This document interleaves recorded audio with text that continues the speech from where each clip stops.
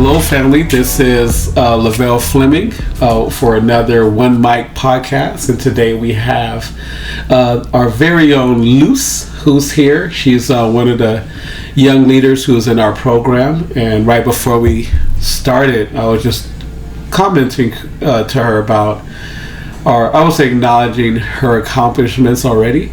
She is an awesome student, really quiet. You don't even know she's there. She don't make a sound, but she's amazing. The work that she produced, she's a student at our Antelope Valley Youth Build program, and she's also part of the ACT's work-based learning. So she goes around cleaning up, and I want to publicly thank you, because whatever I've noticed with you, whatever you put your heart into, whatever you put your hands to, you put a lot of heart into it, and so I just want to appreciate that. Thank you. And again, I say this before, is a lot of times when people think of leaders, they think about people with titles, or think about people who maybe talk all the time, and they do, but they're also those who may be quiet, but they make an impact. So thank you for being here. Appreciate that. So yeah, I want to ask you, how did you end up coming to our program? How did you hear about us? What was the kind of Well, I got introduced by my cousin Abraham, and he always knew, because I was struggling a little bit with my credits, and he introduced me. Last time I almost came here, but switched plans, and I went to another school. Okay. But I ended up going to independent studies, and after that I was well, maybe Youth Build was for me, and you know what, I think it is for me. Okay, why do you think that? What? Because I feel like everyone is just so supportive. Usually in other schools, they aren't as supportive. They're just you're just here to learn, do this, do that, and they don't that support. Students could feel it, and here I know I could feel it. And I was even told by my friend that she feels the same. This feels very comfortable to be around. Oh, that's good. And that's I'm glad to hear that. Yeah. Because I know the team here, they that's what they desire, for you to feel safe, and supported when you come. So I'm glad that's happening. Yeah. That's really glad. So what are some of because you're one of our seniors, you got just a few credits to go, and I'm very proud of you. You're about to do summer school, right? Yeah. And then you just may probably have a couple more classes in the fall. What is your plan after? Well, I have so many, but right now I'm thinking, because of the struggles that we've been facing, I think social worker would be my thing. Yeah. And you know what? I can see that, because you have that calm presence, and again, like we were talking about earlier, you lead with heart, you lead with passion, and somebody like that is, you speak on support being a big thing for you to be here. But I think you also bring that with you as well for other people, and so I think that's fantastic. All right, cool. So you did mention about challenges and things that you're going through, and I know a little bit about what you're going through. So in our program, part of our we have shared languages, and we call them alligators. So alligators are you got their mouth is wide open, right? And there's challenges, right? But in those challenges, we also find strength. So if you can speak to, I know there's a particular challenge you wanted to speak to, and part of issue you wanted to talk about. So go ahead and share what's on your heart. All right, so I'm gonna go all the way back when I was living with my dad during the time. So at the time, well, it was kind of, since my parents are separated, I was going from my dad's house to my mom's house, and well, we ended up losing my uncle. My uncle was a very close, that was the best friend of my dad. So he completely lost it. But before that, right before that, my dad had he had a stroke. Oh. And that caused him to be paralyzed from like half of his body. Oh, okay. Good. And so I had to go once in a while to check up on him. And during that time, my uncle was the only one taking care of my dad. Okay. And all of a sudden, my dad was the sick one, but my uncle passed away, like out of nowhere. Wow. And that was like, that kind of hit like out of nowhere. And that really affected my dad worse. Because he couldn't work, he couldn't get money. He was like living with my grandparents, and then like about a month or two later, my grandma was sick, my grandparents were sick at the time, and my uncle was the only one helping around other than my dad, but he couldn't help because of his disability. And so then right after my uncle passed away, my grandma and my grandpa were sent to the hospital because they were like really bad. Okay. And there was like some sort of love between my grandma and my grandpa, because I felt like they felt the connection that they weren't okay. And we were always told that my grandma was gonna go first, so but it ended up being my grandpa. Like, we disconnected her. She was still living. She was still going on. And yeah, she was really strong. She went on for 2 days. And then the first day we were supposed to, like, she was supposed to go, my grandpa passed away. And then the next day was my grandma, so they went together. Wow. Connected even together. Yeah. Wow. So 3 angels are up in the sky. Right. And so since my dad doesn't have the house to him, we were kicked out from there. So my dad was living with my mom, and like, you know, obviously they have their problems. There's like kind of tension there, but my mom did help my dad. Until, you know, we got kicked out too. And now we're currently homeless for like about 2 months, I think. About 2 months. Yeah, but yeah, we've been struggling financially a lot.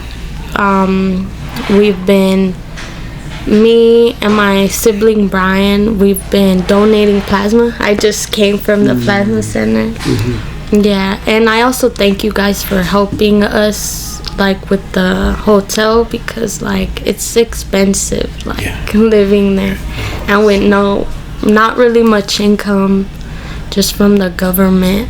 And yeah, and you know, it's hard to like keep going like in school, but I feel like in the long run it's gonna help me more.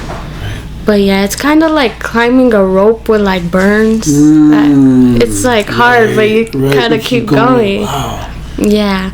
So I look at God as good. Like, He puts you through things for a reason.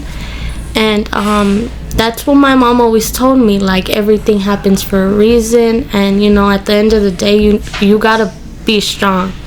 And I look at everyone as a strength around me, like as an influence, because I've seen many people who, like, no matter what they're going through, they just keep smiling, like nothing's happening. So yeah, I try to do that with my family. Even though we're just like struggling, we joke about it, we laugh about it. Like, I don't know, we just keep going. Wow. Getting me a little teared up over here.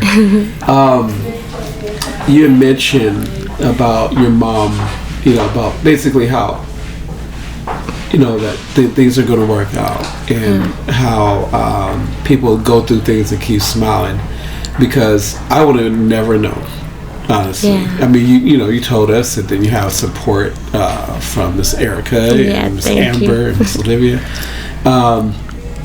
but the way you it amazes me your strength because, and I guess it runs in your family, hearing about your grandma and your grandpa, but you do keep going. Like I said, with the burn marks of the rope to keep going, but you also continue to smile. You continue to be polite. You continue to show up here. You continue to do your work. You continue to I don't know. You just keep going. What do you think drives you to? Because you couldn't, man. People have quit school and other things for much less, right? But it seemed like it caused you to be more aggressive. What is that? I feel like, if anything, it's my family. I need them to be okay. I need my mom. I feel like her stress should have been gone. Yeah. Like, it just keeps coming, but all I know is that this stress, it's gonna go away, and like, it's gonna get better eventually. And like, we just gotta like think of a bright side, because like I see it as an opportunity. I see like, I came here to like learn, right? But I had like no idea what I was gonna be. And now that I'm passing through all this, going to the welfare, social workers, I see them and I'm like, wow, I want to be that. I want to help. And I see how Miss Erica helps me. I see how you help me. I was all like, I want to be like them. So that's an opportunity for me to like learn from what I'm going through. So you're seeing the struggle as an opportunity. Wow. I'm chewing on that right now, because one of the we call it the forays we have in our site. One of them being attitude, and you're definitely modeling that. And so attitude, basically, you know, how you see things, how you view things, what your beliefs are, because. You could definitely saw this as a reason to give up, but you saw it as an opportunity. That is amazing to me. And so you're saying, like, even as you're going through these things, you're seeing other people, how they helping, you know, the offices and Miss Erica and all them, and wow. But because I'm of the belief of, when you look at it as struggles as opportunity, you gain so much more from it. You know, we got pains, and I keep thinking about the rope burns, right? And it's true. I'm like, remember climbing the rope? Like, I remember tearing my hands up. But to see it as an opportunity, you get so much more out of it. Wow, that's amazing. That's amazing. And so as we're as we're wrapping up, is there anything else you will say? Let's say there's somebody who will hear this that was like in your shoes, or similar. What would you say to that person? I say, keep going. Just keep swimming, like Dory says. Because if you stay in one place, you won't see the opportunities. Like, nothing's gonna come to you from there. But just like, you're basically waiting for the shark to come get you. So like, you need to go like explore. If like there's another struggle coming, you'll at least like see around. Like, if you're a fish and you swim, like you'll see how beautiful the ocean is. But I say just keep going. I know like it may not feel like, because if you stay in one spot, obviously you won't see progress. You need strength, and you need to use whatever strength you have to like keep going, because from that little strength that you carry, you can make a big, huge change. So if you don't, like, I know somewhere in there you have strength, because you're here now and you're here for a reason. So just use that and keep going. Wow. I don't know. I think you're not only a counselor, but I think you have a teacher or a motivational speaker in you too. because like even just these illustrations that you're bringing up, I'm like, wow, just you made it so crystal clear. Like I said, you got me. Yeah, we got about an hour left here, so you got things for me to chew on, and I really appreciate it. All right, family. And so as she said, see the struggles as opportunities. Just like a fish, don't get stuck in one spot. You got to keep swimming to see the beauty of the ocean. And wow, and even though that rope is burning, keep climbing. I love it. I'm thinking I'm about to put that on my wall right now. All right, I love you, family, and you all be safe out there. Bye-bye. Bye.